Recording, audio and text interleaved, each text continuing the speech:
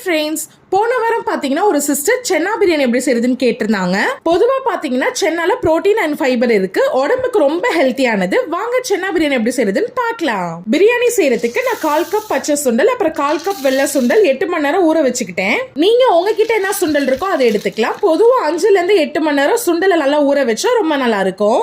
பிரியாணி செய்யறதுக்கு முன்னாடி நம்ம ஒரு பேஸ்ட் ரெடி பண்ணிக்கலாம். நான் சொல்ற பொருள் எல்லாத்தையும் ஒன்னு ஆட் பண்ணிக்கோங்க. 2 சின்ன துண்டளவு இஞ்சி, அப்புறம் 5-6 பல் போல பூண்டு. நான் காரத்துக்காக ஒரு பச்சை மிளகாய் சேர்த்துக்கிறேன். ஏன்னா இது கொஞ்சம் பெரிய பச்சை மிளகாய், ஓரளவு சின்னதா இருந்துச்சுன்னா 2 சேர்த்துக்கோங்க. அடுத்து ஒரு குட்டி பீஸ் அளவு பட்டை, அப்புறம் கொஞ்சமா கொத்தமல்லி, இதெல்லாம் சேர்த்து தண்ணி ஊத்தி கொஞ்சம் மைய அரைச்சுக்கோங்க. நான் இன்னைக்கு குக்கர்ல தான் பிரியாணி வைக்க போறேன். சோ நான் ஏற்கனவே நெய்யும் எண்ணெயும் தேவைக்கேற்ப சேர்த்துட்டேன். எண்ணெய் காஞ்ச பிறகு பிரிஞ்சல்ல பட்டை ஸ்டார் நான் சேர்த்துக்கிறேன். நீங்க உங்ககிட்ட இருக்க வாசனை பொருள் சேர்த்துக்கலாம். நான் இன்னைக்கு 2 கப் போல அரிசி எடுத்திருக்கேன், அதாவது 400 கிராம். சோ 2 பெரிய வெங்காயமா நான் சேர்த்துக்கிறேன். ஓரளவு சின்னதா இருந்தா 3 சேர்த்துக்கோங்க. வெங்காயத்தை ஓரளவு வதக்கிட்டு அப்புறம் தேவைக்கிறப்ப உப்பு சேர்த்து இன்னும் நல்லா வதக்கிடுங்க.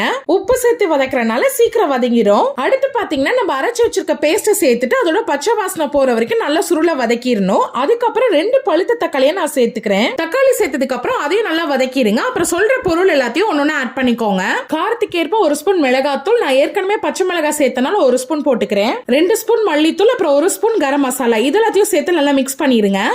நான் ஏற்கனவே சுண்டல 5 விசில் விட்டு வேக வச்சு எடுத்துட்டு இப்ப இதுல சேர்த்துட்டு இதை நல்லா வதக்க போறோம். எந்த அளவுக்கு வதக்குறோமோ அந்த அளவுக்கு பிரியாணி ரொம்ப டேஸ்டா வரும்.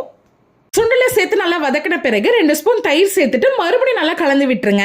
அவ்வளவுதான், இப்ப தண்ணி சேர்க்கிற டைம் வந்துருச்சு. நான் இன்னைக்கு நார்மல் சாப்பாட்டு அரிசியில தான் பிரியாணி செய்ய போறேன். சோ அதுக்கு 1 கப்புக்கு 2 கப் அளவு தண்ணி சேர்த்துக்கிறேன். டோட்டலா 2 கப் அரிசிக்கு 4 கப் அரிசி தண்ணி சேர்த்துக்கிறேன். கப்போ கிளாஸோ எதுல நீங்க அரிசி மெஷர் பண்றீங்களோ அதுலதான் தண்ணியும் மெஷர் பண்ணி சேர்த்துக்கணும். ஒருவேளை நீங்க பிரியாணி அரிசியில செஞ்சீங்கன்னா 1 கப் அரிசிக்கு 1.5 கப் அளவு தண்ணி சேர்த்துக்கணும், அதான் அளவு.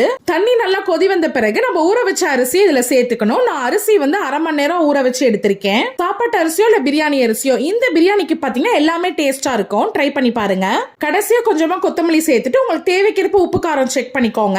அதுக்கப்புறம் மூடி போட்டு மூடி ஒரு 2 விசில் விட்டு எடுத்துருங்க. இதுக்கு ஃப்ளேம் வந்து நீங்க ஃபுல்லாவே வச்சுக்கலாம், ஒன்னும் ஆகாது. அதுவே பிரியாணி அரிசியா இருந்தா மீடியம் ஃப்ளேம்ல வச்சு ஒரு விசில் விட்டு எடுத்துக்கோங்க. அவ்வளவுதான், நம்மளோட சென்னா பிரியாணி சுட சுட ரெடி ஆயிடுச்சு. கொலையும் இல்ல.